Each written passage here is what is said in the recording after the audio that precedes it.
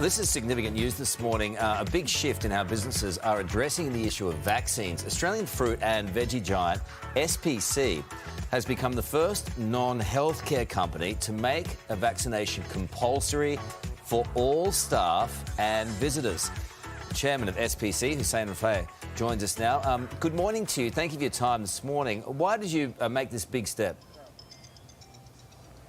Well, I believe that we've actually been very careful in how we manage the pandemic since March last year. We introduced policies and procedures and protections.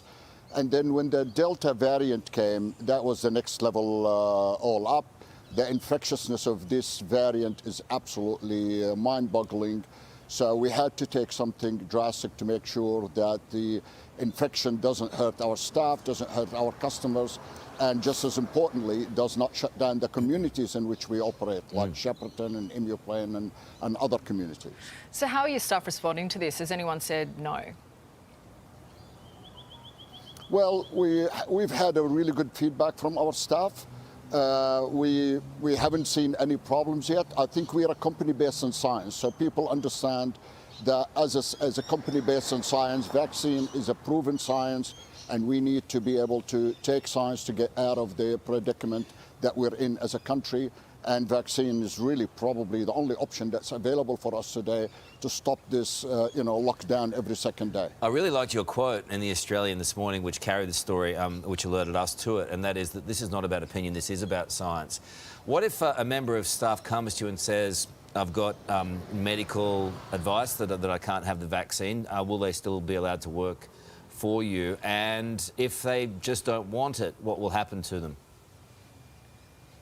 Oh, look, it's absolutely. I mean, if they have a medical exemption, then we will deal with it as it should be, and we'll work around it.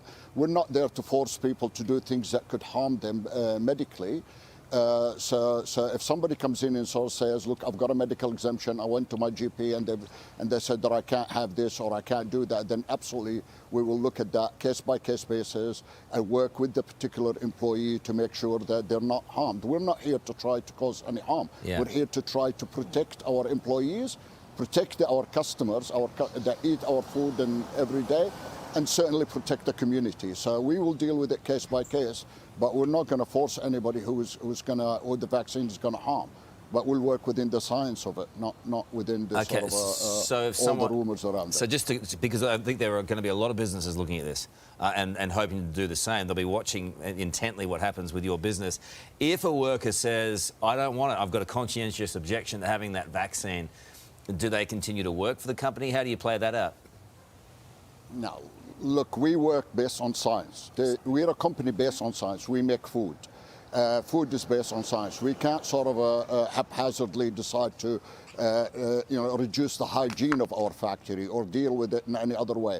Science says that the vaccine has been proven to work, in Australia. Every expert I've seen, every expert I've heard in Australia and overseas repeats the same thing. Vaccine works. There's data that just emerging hasn't verified that actually the vaccine has reduced the number of cases in places like the UK.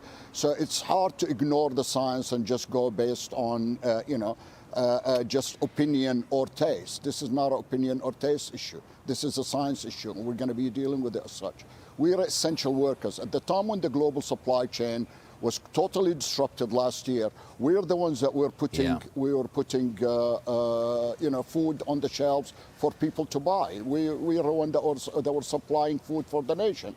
So it is what it is. We have to work with the science.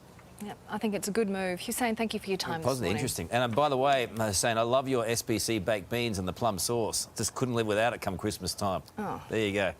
Shameless plug. Thank you very much. I hope a lot of other Australians love it as well. We definitely love it. Good on you, mate. Thank you.